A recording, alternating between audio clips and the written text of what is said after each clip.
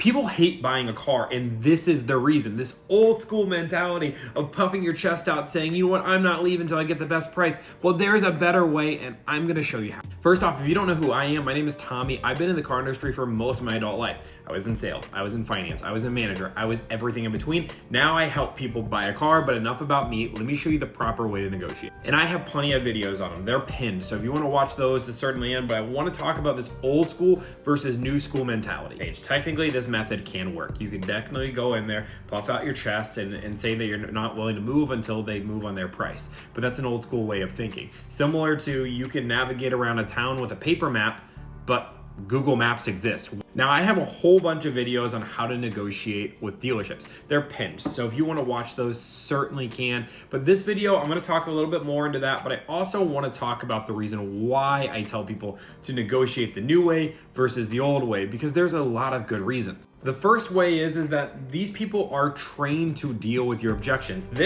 People have been trained to deal with this for 30 years. And I'm telling you, there are plenty of salespeople that are just not great at their job. I've worked with them, I work side by them, I cringe every time I watch them sell, but then I've seen people that have absolutely blown me away. And what I will tell you, what I will guarantee you, is sometimes you'll run into the bad ones, and sometimes you'll run into the Magnus Carlsons of the world. And when you run into the Magnus Carlsons of the world, it is so much harder to negotiate, and you feel like you won. In reality, you actually lost, and you have no idea what happened. And don't get me wrong, I know there's gonna be people in the comments that saying, oh, I can handle the Magnus Carlsen of the world, I'm the best of the best. Sure, maybe you can, but 95% of people can't. And that's what TikTok's all about. I'm talking to the masses, I'm talking to a group of people. There are plenty of people, I know that if I go into a dealership, I'm going to get a heck of a deal on any car I do because I know how to negotiate. I know what I'm doing. If you're watching TikTok videos, you're watching YouTube, realistically, you don't have thousands of deals under your belt. You're doing this 5 to 10 times in your life. So I'm giving you the most foolproof way of doing it and still getting a phenomenal deal.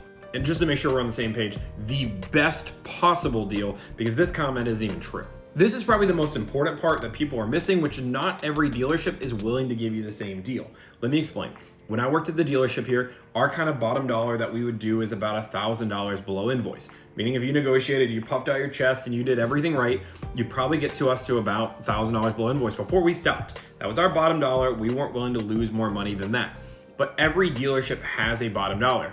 I knew dealerships that were within a 50-mile radius that were really close, same brand, that were willing to go to $2,000, $2,500 below invoice. But if you go into a dealership and puff out your chest and act like you're negotiating and winning the battle, you might not even know that dealership exists. It's why the new method is so much better. When you pin dealerships against competition, the only way we know as a dealership you are going to respond to us is if we give you such a good deal that you have to open our email. And you will not even respond to us if I offer you $1,000 below invoice and another dealership offers you $2,000 below invoice. I'm sorry, you're going to be talking to the $2,000 guy, not the $1,000 guy. You're just going to ignore our email. You're going to get 20 of these emails. You're going to ignore the lower ones and accept the bigger ones. The other reason why this old school way is not as efficient is a thing called CSI, Customer Service Index. That score from 1 to 10 you get at the end of buying your car impacts the dealership way more than you need to know.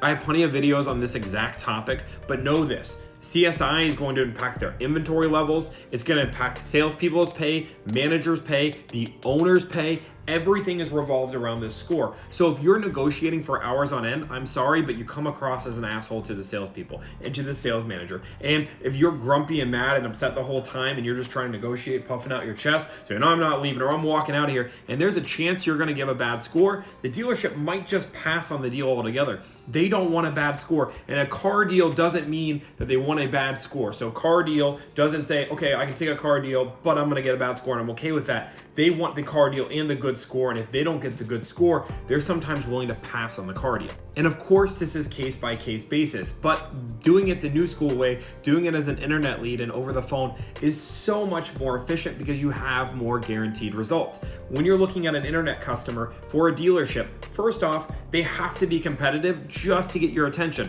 There is a reason why dealerships price their cars online, and then if you don't tell them you've looked at the price online, they will upcharge the price in store. It's because they know they have to be more competitive just to get your attention online. And if they can avoid the online process, they are going to attempt to make more money, and they certainly will make more money. And the final thing I want to talk about is time, because time is so valuable nowadays. When you're sticking up and you're going to the dealership, negotiating takes a while. I'm sorry, no matter how quick or efficient you think you are, the dealership method is not efficient. You go to a salesperson, which that salesperson has to then negotiate. They're trained to negotiate with you if they're a good person for 10, 15, 20 minutes. Then they go back to the sales manager. The sales manager then is going to take 15, 20 minutes to get your numbers. And then back and forth, up to 5 to 6 to 10 times, however many times it takes to close the deal. Maybe it comes quicker. Maybe the manager comes after 3 or 4 and they do a TO. Whatever the reason being, that takes time. Compared to me sitting here on my behind, negotiating, typing away, calling, having a few phone calls, it's gonna take 30 minutes of my time. Which one would you rather do? 30 minutes of your time or sitting in a stuffy dealership where maybe they give you a free Diet Coke? In the end, how you negotiate is completely up to you. It's completely a choice. I understand either way. Some people really like their flip phone, but for me, I like my iPhone. If you guys want more content like this, like and follow for more. Thank you and have a great day.